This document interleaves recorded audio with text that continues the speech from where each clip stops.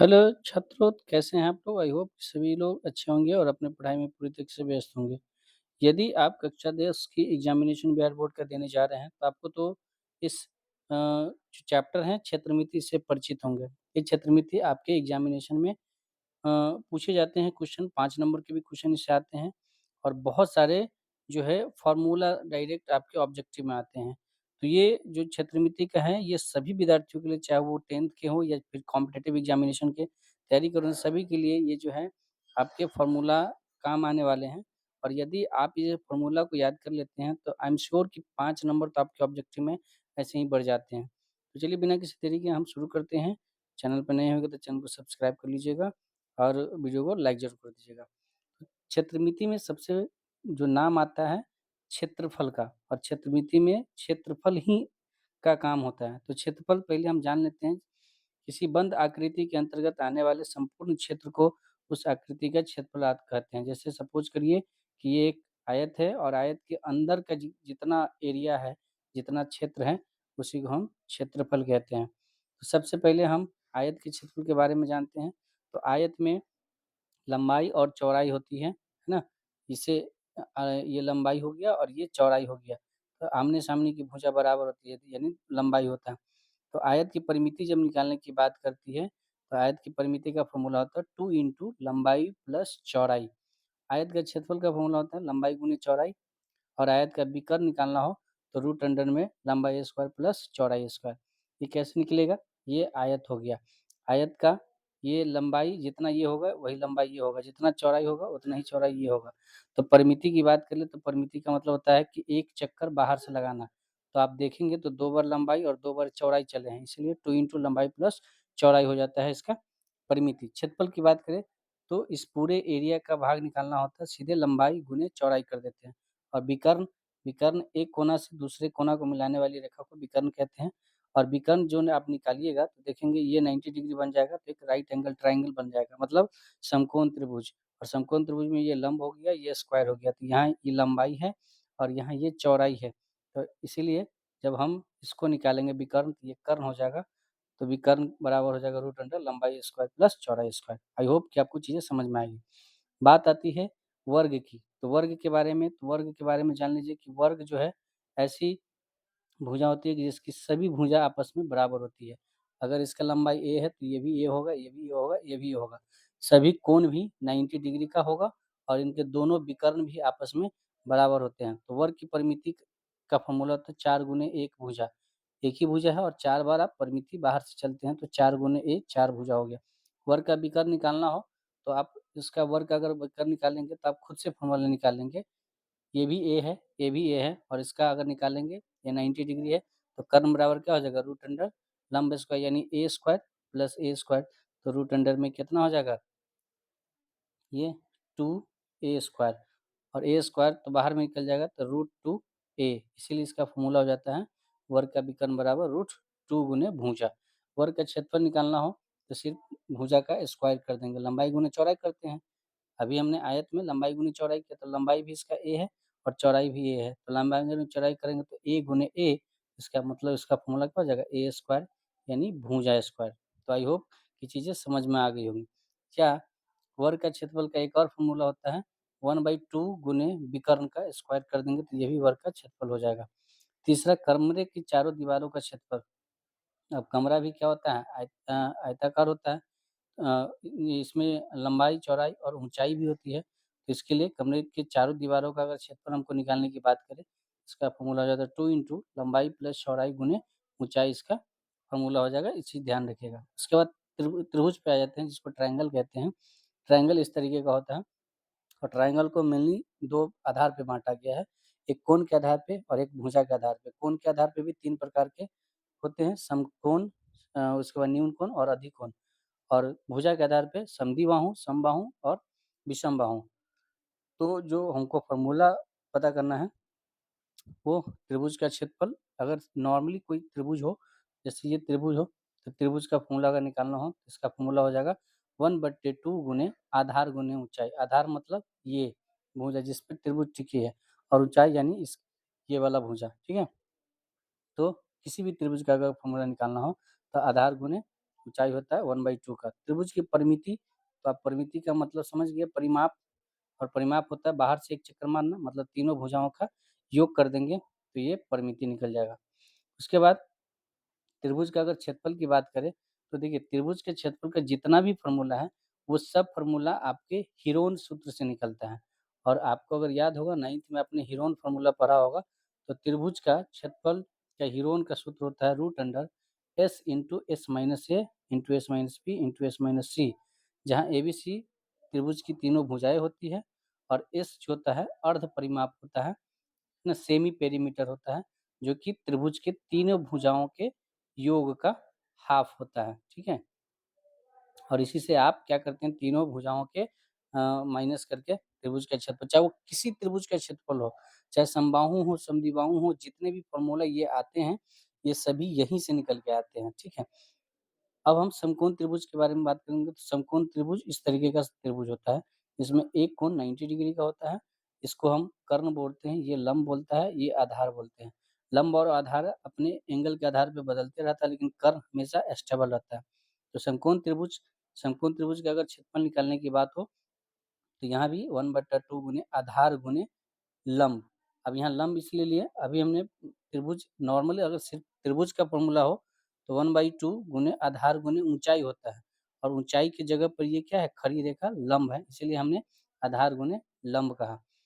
कर्ण निकालने की बात हो, सपोज करिए आपका लंब दे दिया है आधार दे दिया है, तो कर्ण निकालने की बात हो तो रूट अंडर लंबाई स्क्वायर, यानी लंब एक लंबाई है और आधार स्क्वायर, इस तरीके से इसका कर्ण निकल जाएगा।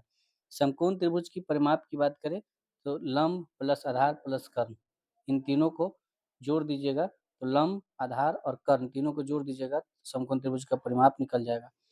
बात आई अब अगले त्रिभुज जिसको हम समद्विबाहु त्रिभुज कहते हैं। समद्विबाहु त्रिभुज का मतलब हुआ कि इनके दो भुजा, ये भुजा और ये भुजा बराबर होंगे और ये भुजा बराबर नहीं होंगे।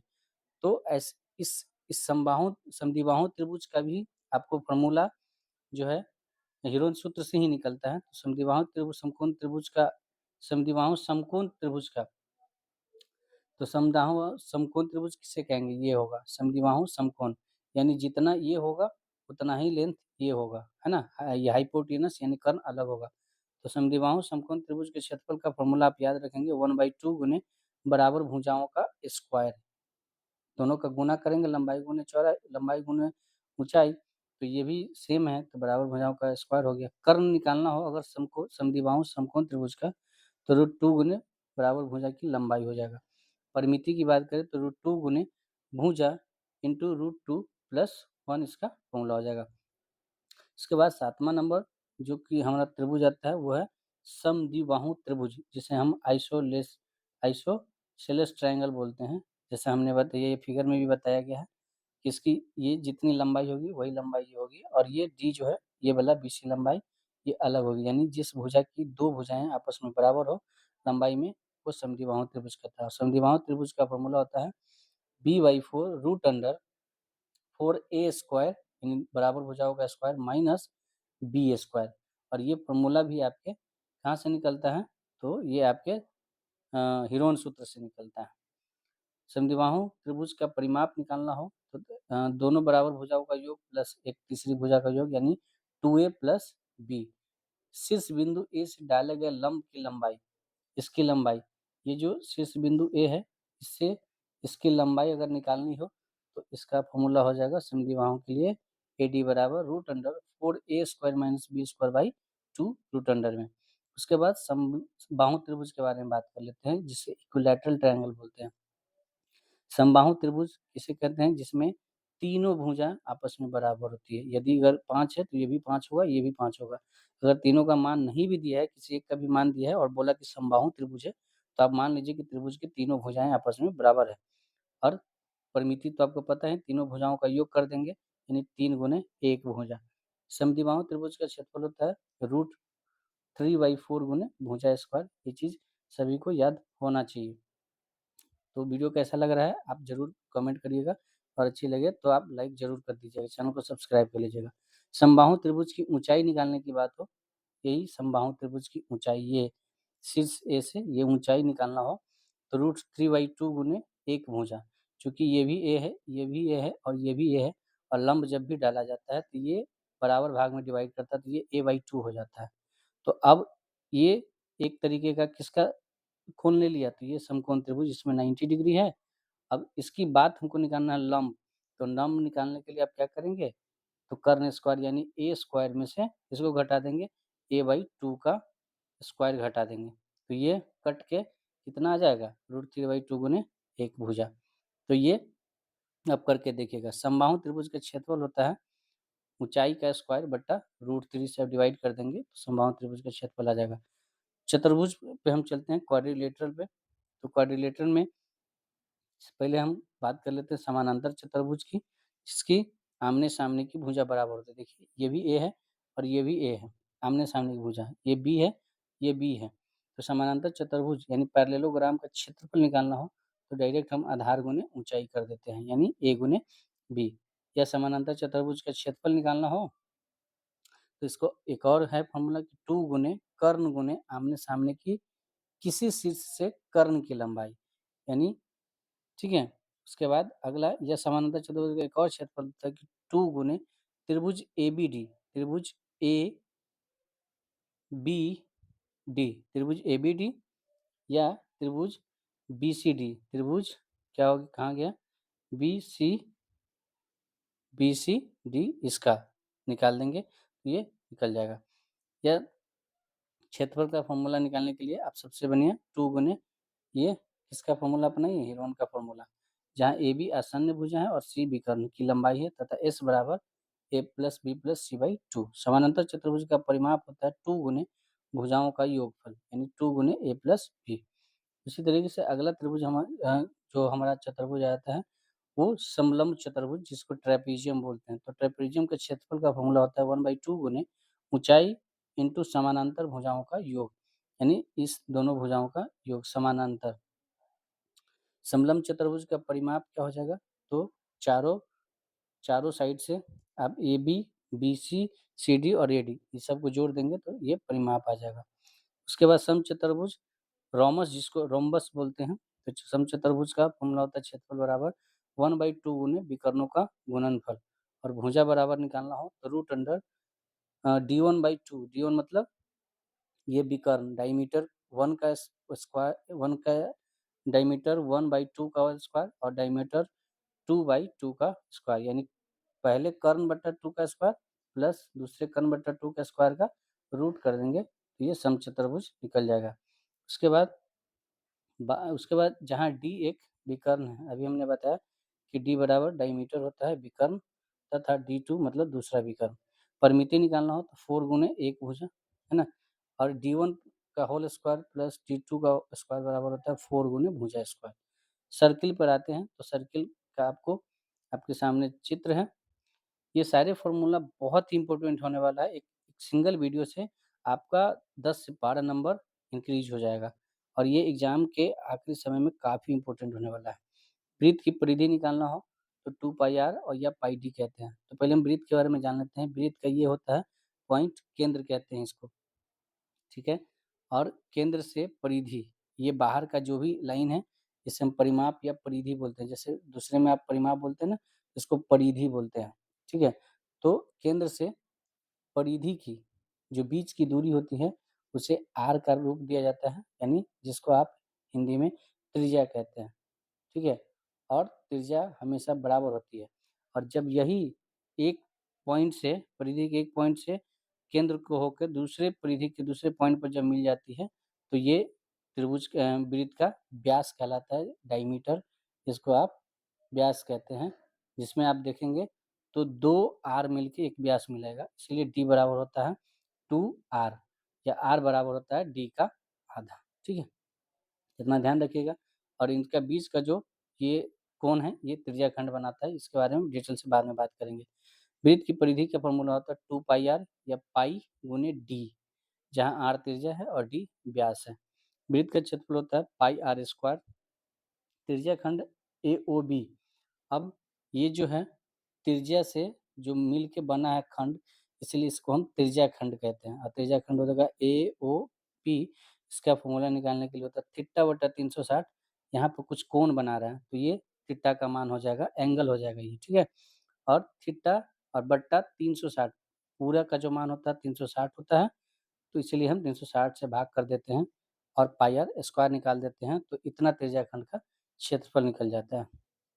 उसी तरीके से चाप ए बी की लंबाई, अब यहाँ पे जो है ना ये ए बी, तो ए बी चाप की लंबाई, ये इसकी लंबाई ए से यहाँ पर इसकी ए बी की लंबाई का फॉर्मूला हो जाएगा कितना, थीटा बट्टा 360 2 पाई आर, ठीक है, ध्यान रखिएगा। उसके बाद अर्धवृत्त की परिमिति की बात करते हैं, तो अर्धवृत्त की परिमिति होती है पाई प्लस 2 इंटू आर से मल्टीप्लाई कर देते हैं, या पाई प्लस 2 गुने व्यास बट्टा 2, ठीक है, तो ये अर्धवृत्त की परिमिति निकल जाती है। अर्धवृत्त का क्षेत्रफल होता है पाई आर स्क्वायर बाई 2 या 1/8 पाई डी का होल स्क्वायर, डी मतलब व्यास। उसके बाद 13 नंबर पे हम चलते हैं, जिसमें हमारा आयतन तथा पृष्ठ का क्षेत्रफल दिया है, जो कि है हमारे घनाभ से घन एवं घनाभ, तो घनाभ की जो है लंबाई, घनाभ जो है त्रिविमीय आकृति होती है, 3 डायमेंशनल, चौड़ाई बी और ऊंचाई एच है। आप ईंट देख रहे होंगे, माचिस की डब्बा देख रहे हैं, ये सभी क्या है, घनाभ का चित्र है। तो घनाभ के सभी पृष्ठों का अगर क्षेत्रफल निकालना हो तो 2 इंटू लंबाई गुने चौड़ाई प्लस चौड़ाई गुने ऊंचाई प्लस ऊंचाई गुने लंबाई, इसका फॉर्मूला हो जाता है। घनाभ का विकर्ण अगर निकालना हो तो रूट अंडर लंबाई स्क्वायर चौड़ाई स्क्वायर और ऊंचाई स्क्वायर का रूट कर देंगे, तो ये घनाभ का विकर्ण। और घनाभ का आयतन निकालना हो तो लंबाई गुने चौड़ाई गुने ऊंचाई हो जाता है। एल मतलब लेंथ, बी मतलब ब्रेथ और एच मतलब हाइट, यानी लंबाई गुने चौड़ाई गुने ऊंचाई। घन की आयतन की बात करें तो घन जो है, घन की सभी भुजाएं बराबर होती है, इसलिए इसे सीधे भुजा का स्क्वायर हम कर देते हैं। घन की विकर्ण की बात करें तो घन का विकर्ण होता है रूट टू गुने भुजा, ठीक है, यानी रूट 3 गुने भुजा, तो घन का विकर्ण हो जाता है। घन के सभी पृष्ठों का क्षेत्रफल तो 6 गुने भुजा स्क्वायर हो जाएगा। अगला बेलन का आ जाता है, तो बेलन सिलेंडर आप देख लीजिएगा, तो सिलेंडर की तरह होता है, तो इसमें आपका ये आर होता है दोनों साइड, है ना, और ये एच होता है, ठीक है। तो बेलन के फॉर्मूला हम देख लेते हैं कि बेलन का क्या फॉर्मूला होता है। तो बेलन में क्या क्या निकलता है, तो बेलन में आपको बेलन का वक्र पृष्ठीय क्षेत्र निकाला जाता है, जिसमें 2 पाई आर एच होता है। बेलन का आयतन पाई आर स्क्वायर एच होता है, और बेलन का संपूर्ण पृष्ठीय क्षेत्र होता है 2 pi r into H plus r, जहाँ पे एच हाइट है यानी ऊंचाई और आर त्रिज्या है। बेलन के दोनों पृष्ठीय क्षेत्रफलों दोनों वृत्तीय पृष्ठीय का क्षेत्रफल होता है 2 पाई आर स्क्वायर, ठीक है। उसके बाद खोखले बेलन का हम बात कर लेते हैं, ये खोखला बेलन है, तो खोखले बेलन का वक्र पृष्ठीय क्षेत्रफल होता है 2 pi H into r plus r, यानी ये कैपिटल आर बड़ी त्रिज्या और ये छोटी त्रिज्या, ठीक है। खोखले बेलन का आयतन का याद रखिएगा कि पाई एच में से खोखले बेलन का जो है पाई एच में से बड़का आर स्क्वायर में से छोटका आर स्क्वायर घटा देंगे, तो ये आपका खोखला बेलन का आयतन हो जाएगा। अब आ जाते हैं गोला। गोला आप देख रहे होइएगा, जो आपका फुटबॉल वगैरह होता है वो सब गोले के आकार का होता है। तो गोले का पृष्ठीय क्षेत्रफल होता है 4 पाई आर स्क्वायर, गोले का आयतन होता है 4/3 पाई आर क्यू। डायरेक्ट इससे क्वेश्चन आता है, मतलब ऑब्जेक्टिव में डायरेक्ट आपके गोले का आयतन का फॉर्मूला पूछ लेगा, शंकु के आयतन का फॉर्मूला पूछ लेगा, अर्धगोले का आयतन पूछ लेगा, तो ये सब चीज़ें याद रखिएगा। अर्धगोले का आयतन जो है 2/3 पाई आर क्यू हो जाएगा। अर्धगोले का वक्र पृष्ठीय क्षेत्रफल होता है 2 पाई आर स्क्वायर। उसके बाद अर्धगोले का संपूर्ण पृष्ठीय क्षेत्रफल होता था 3 पाई आर स्क्वायर, ठीक है। शंकु या पिरामिड के बारे में हम बात कर लेते हैं। तो शंकु में क्या-क्या होती है, तो शंकु में ऊंचाई होती है, तिरछी ऊंचाई होती है और आधार की त्रिज्या होती है। तो इस तरीके का जो आपका टोपी बना होता है या फिर आप जो कुल्फी खाते हैं, उस तरीके का आपका शंकु होता है। तो नीचे में आपका ये जो पृष्ठ ये आर होता है, ये एच होता है और ये तिरछी ऊंचाई है, इसे हम एल से यानी डिनोट करते हैं तिर्यक ऊंचाई से। तो शंकु का वक्र पृष्ठीय क्षेत्रफल निकालना हो तो पाई आर एल हो जाता है, यहाँ पे आर त्रिज्या और एल बराबर तिर्यक ऊंचाई। शंकु का आयतन निकालना हो तो 1/3 पाई आर स्क्वायर एच हो जाता है। और शंकु का संपूर्ण पृष्ठीय क्षेत्रफल निकालने की बात करें तो वहाँ पर आप pi r l plus pi r square कर सकते हैं। यहाँ से एक और फॉर्मूला निकाल सकते हैं कि पाई आर अगर आप कॉमन लेंगे दोनों में तो ये हो जाएगा आर प्लस एल, ये भी फॉर्मूला होता है, ठीक है। तिरछी ऊंचाई अगर निकालना हो तो हमें रेडियस यानी त्रिज्या और ऊंचाई पता होना चाहिए। तो उन दोनों का स्क्वायर करके प्लस करके रूट कर देंगे तो ये तिरछी ऊंचाई L निकल जाएगा। पिरामिड का संपूर्ण पृष्ठ का क्षेत्रफल होता है आधार के क्षेत्रफल प्लस सभी त्रिभुजाकार पृष्ठ के क्षेत्रफल का योग। पिरामिड का आयतन निकालना हो तो ये 1/3 गुने आधार का क्षेत्रफल गुने ऊंचाई इसका फॉर्मूला हो जाएगा। उसके बाद 17 नंबर पे आते हैं, जो 17 नंबर हमारा है छिन्नक शंकु यानी बाल्टी के बारे में। जो आप बाल्टी आप देखते होइएगा उसके बारे में। तो इस तरीके का होता है। यहाँ पर कैपिटल आर, यहाँ स्मॉल आर, दोनों सिरे में, दोनों सिरा क्या होता है, गोलाकार होता है, यानी क्या इसको क्या बोलते हैं, वृत्ताकार। तो वृत्ताकार है तो स्वाभाविक उसमें त्रिज्या होगी, तो एक छोटी त्रिज्या होती है, एक बड़ी त्रिज्या होती है, और इन दोनों को जो मिलाने वाली रेखा होती है इसे हम परपेंडिकुलर यानी हाइट कहते हैं, ऊंचाई, और इससे हम तिर्यक ऊंचाई कहते हैं एल। तो शंकु छिन्नक की तिर्यक ऊंचाई एल बराबर फॉर्मूला होता है एच का स्क्वायर यानी ऊंचाई का स्क्वायर प्लस कैपिटल आर में से बड़ी त्रिज्या में से छोटी त्रिज्या का घटा के स्क्वायर करके और पूरे में रूट कर देंगे, तो ये शंकु छिन्नक की तिर्यक ऊंचाई होती है। शंकु छिन्नक का वक्र पृष्ठीय क्षेत्रफल होता है पाई एल यानी पाई गुने तिर्यक ऊंचाई into capital R plus small R यानी बड़ी त्रिज्या प्लस छोटी त्रिज्या। शंकु छिन्नक का आयतन बराबर होता है pi h/3 into capital R square plus small R square into plus R into R. शंकु छिन्नक का संपूर्ण पृष्ठीय क्षेत्रफल होता है pi into capital R plus R into L plus R square plus capital R square. बाल्टी यानी बकेट का संपूर्ण पृष्ठीय क्षेत्रफल का फॉर्मूला होता है pi into capital R plus R into L plus small R का स्क्वायर। उसके बाद समकोण प्रिज्म यानी राइट प्रिज्म का फॉर्मूला की बात करें हम तो राइट का हम देख लेते हैं समकोण त्रिभुज में। तो प्रिज्म का आयतन होता है आधार का क्षेत्रफल गुने ऊंचाई, पार्श्व यानी लैटरल पृष्ठीय क्षेत्रफल का आधार गुने का परिमाप गुने ऊंचाई। प्रिज्म का संपूर्ण पृष्ठ का क्षेत्रफल होता है प्रसार पृष्ठ का क्षेत्रफल गुने 2 गुने आधार का क्षेत्रफल। कुछ महत्वपूर्ण बातें हैं जो आपके चीज़ों को याद रखना है क्षेत्रमिति में। किसी आयत तथा वर्ग की प्रत्येक भुजा को के गुना करने पर परिमिति के गुणित हो जाते हैं और क्षेत्रफल के स्क्वायर गुना हो जाता है। किसी त्रिभुज की प्रत्येक भुजा को के गुना करने पर परिमिति के गुणित हो जाती है और क्षेत्रफल भी के स्क्वायर हो जाती है। एक ही आधार पर बने और बराबर क्षेत्रफलों के त्रिभुज की ऊंचाइयां भी बराबर होती है। किसी आयत और क्षेत्रफल के आधार और ऊंचाई एक ही हो तो त्रिभुज का क्षेत्रफल 1/2 गुने आयत का क्षेत्रफल हो जाता है। कुछ और इसमें बातें हैं।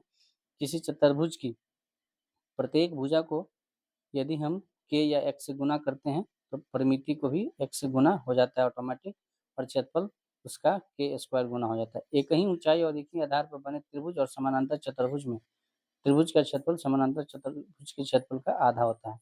यदि वृत्त की त्रिज्या के गुनी कर दी जाए तो परिधि के गुनी हो जाएगी और क्षेत्रफल के स्क्वायर गुनी हो जाएगी। घनाभ या घन की प्रत्येक भुजा किनारा को अगर के गुना कर दिया जाए तो पृष्ठ क्षेत्रफल के स्क्वायर गुणित हो जाती है और आयतन के क्यू गुणित हो जाती है।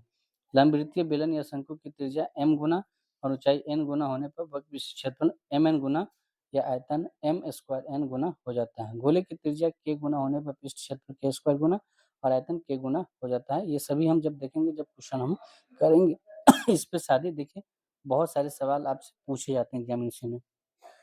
तो वीडियो थोड़ा लंबा जरूर हो गया है, लेकिन आई होप कि आपको क्षेत्रमिति में जितने भी फॉर्मूले जो आपको कहीं भी नहीं मिलने वाला है वो सभी हमने इकट्ठे एक जगह पे लाके आपके लिए रख दिया है। तो आई होप आप इस वीडियो का भरपूर फ़ायदा उठाएंगे और अपने एग्जामिनेशन में ज़्यादा से ज़्यादा मार्क्स लाने का प्रयास करेंगे। तो मिलते हैं इसी आशा और विश्वास के साथ कि आपका ये वीडियो आपके एग्जाम के लिए काफ़ी हेल्पफुल हो। Thank you so much. Video को लाइक ज़रूर कीजिएगा, शेयर कर दीजिएगा और चैनल को सब्सक्राइब कर लीजिएगा। Thank you so much. जय हिंद।